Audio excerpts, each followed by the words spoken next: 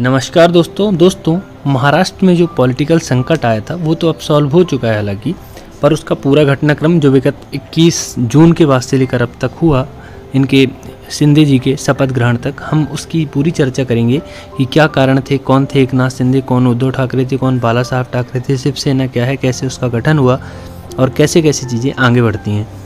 तो आइए इस पर पूरी चर्चा करेंगे हम, पूरी कहानी कैसे बदल गई महाराष्ट्र के पॉलिटिक्स की, क्या 2019 में स्थिति थी और क्या 2022 में अभी स्थिति है। आइए पूरी चर्चा करते हैं।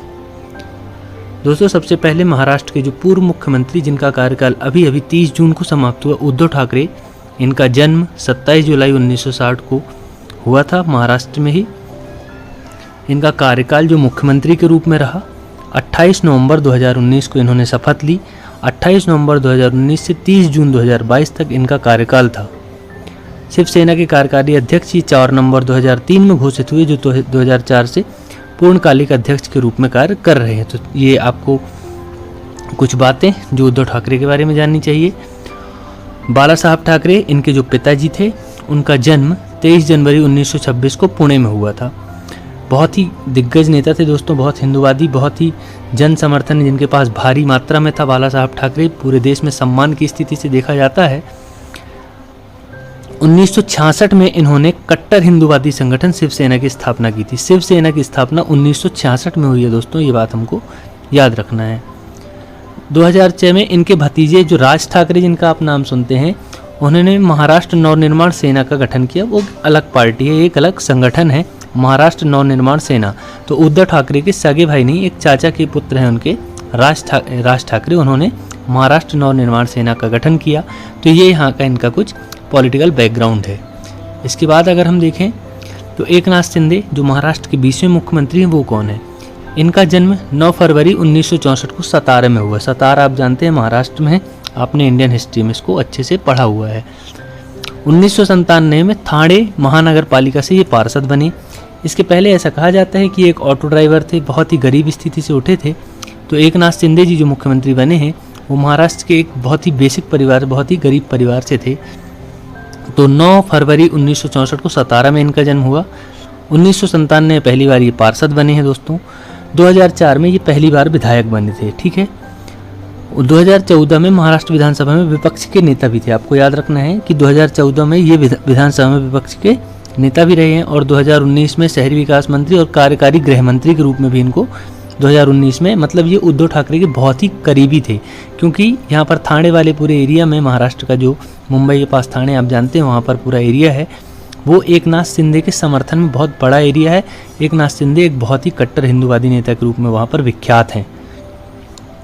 2022 का जो पॉलिटिकल संकट है वो क्या है उसको हम देखते हैं। शिंदे जी जो है, जो महाविकास अघाड़ी अर्थात जो शिवसेना, एनसीपी और कांग्रेस ने मिलकर सरकार बनाई थी, जो तीनों का गठबंधन था, उसको महाविकास अघाड़ी नाम दिया गया था। तो महाविकास अघाड़ी के समर्थन वापस लेना चाहते थे। वो चाहते थे महाविकास अघाड़ी में अब हम ना रहें, क्योंकि उसका कारण था कांग्रेस और एनसीपी का हस्तक्षेप ज़्यादा होता था राजनीति में, और इनके द्वारा कट्टर हिंदुत्व जो छवि थी इनकी, उद्धव ठाकरे की और शिवसेना की, उस पर भी थोड़ा सा चोट लग रही थी। वो नरम हिंदुत्व की तरफ जा रहे थे। कई सारे ऐसे फैसले थे जो कट्टर हिंदुत्व का समर्थन नहीं करते थे। तो वहाँ पर एकनाथ शिंदे, थोड़ा सा नाराज़गी चल ही रही थी बहुत दिन से, और बहुत सारे विधायक भी नाराज़ चल रहे थे। शिंदे जी का एक अलग गुट है, उनके पास बहुत सारे विधायक हैं, आप ये समझ रहे होंगे। कई राजनीतिक विचारक और पत्रकार शिंदे जी की इसे राजनीतिक महत्वाकांक्षा समझते हैं। ये सबकी अलग अलग मंशा हो सकती है कि शिंदे जी ने सीएम बनने के लिए ऐसा किया, किसके लिए। अगर उनकी सीएम बनने की ही मंशा होती तो वो 2019 में ही, मुझे लगता है, अलग हो जाते और समर्थन ना करते, कुछ भी कर सकते थे। पर वो, मुझे ऐसा लगता है कि हिंदूवादी जो समर्थन, ये हिंदूवादी कट्टरता थी, उस पर वो आँच नहीं चाहते थे, इसलिए उन्होंने अलगाव किया, इसलिए उन्होंने बगावत की। इसके बाद दोस्तों अगर बात करें तो 21 जून 2022 को शिंदे समर्थक विधायक सूरत पहुंच गए। जो भी शिंदे जी के समर्थन में जो विधायक थे, लगभग 32 से 35 विधायक वहां पर सूरत पहुंच गए, और इस हिसाब से वहां पर सूरत में उन्होंने अलग फिर चर्चाएं हुई होंगी किसी और पार्टी से, जो भी हुआ होगा वहां पर वो कार्यक्रम चलता रहा। शिंदे ने सफलतापूर्वक भाजपा के साथ गठबंधन स्थापित किया और 20वें मुख्यमंत्री के रूप में देवेंद्र फडणवीस के शपथ ली, और देवेंद्र फडणवीस ने उप मुख्यमंत्री के रूप में यहाँ पर शपथ ली। वर्तमान की राजनीतिक स्थिति देखें तो दोस्तों, तो महाराष्ट्र में कुल 288 सीटें हैं, इसमें से 287 अभी वर्तमान में है, एक सीट रिक्त है। इसके बाद 2019 का जो चुनाव था उसमें नतीजे देखें तो बीजेपी ने 105 सीट जीती थी, शिवसेना ने 56, कांग्रेस ने 44, एनसीपी ने 54 और अदर बहुत सारे थे वो 29 थे। इसमें बहुत छोटी छोटी पार्टियां भी हैं और निर्दलीय लोग भी हैं। वर्तमान में बीजेपी प्लस शिंदे मिलाकर 162 है। ये बीजेपी अब 106 हो गई, कुछ उपचुनाव में आगे पीछे हुई हैं, लेकिन ये 2019 का रिजल्ट है और वर्तमान की स्थिति देखते हैं। वर्तमान में अब शिवसेना के 39 विधायक और बीजेपी के 106 और निर्दलीय 8 और 9 अन्य पार्टियों के विधायक इसमें शामिल है। अब देखने लायक ये है, अब देखिए आप शिवसेना के जैसे कि आप जानते हैं 56 विधायक हैं, तो यहाँ पर शिवसेना के 39 विधायक दूसरी पार्टी में जा रहे हैं, तो यहाँ पर क्या दल बदल नहीं लगेगा? आपको पता होना चाहिए कि दल बदल कानून के तहत अगर 2/3 विधायक दूसरी पार्टी में चले जाते हैं तो दल बदल कानून नहीं लगता है, वो एक मर्जिंग मानी जाती है, एक विलय माना जाता है अगर 2/3 विधायक चले जाते हैं तो। ठीक है, 2/3 विधायक आपको याद रखना है।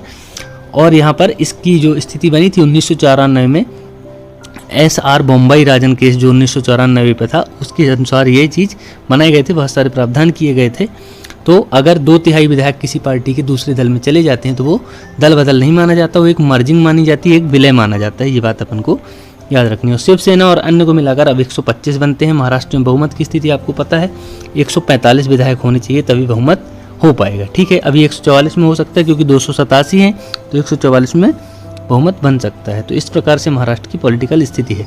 इसमें हमको एग्जाम पॉइंट ऑफ व्यू से याद रखना पड़ेगा कि दल बदल कानून के तहत 2/3 विधायक अगर किसी पार्टी में चले जाते हैं तो वो दल बदल नहीं माना जाएगा।